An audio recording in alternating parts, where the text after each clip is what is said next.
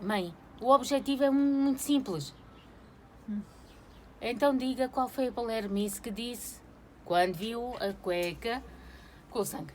Diga. Diga. Brincadeira sexual. O quê? Vamos agora.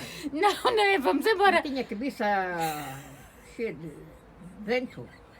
Vento? Está lindo. Mas o que é que disse? Disse. Disse o quê? Então não disse já. Não, porque não ouvi. Brincadeira sexual. E porquê é que diz isso? Nada. Não, mas diga, admita! Nada. Não digo nada. Não.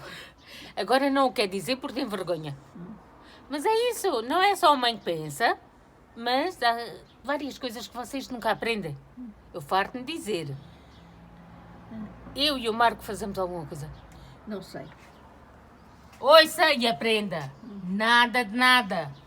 A mãe está-nos a matar a relação e eu já não posso ter filhos e matou também.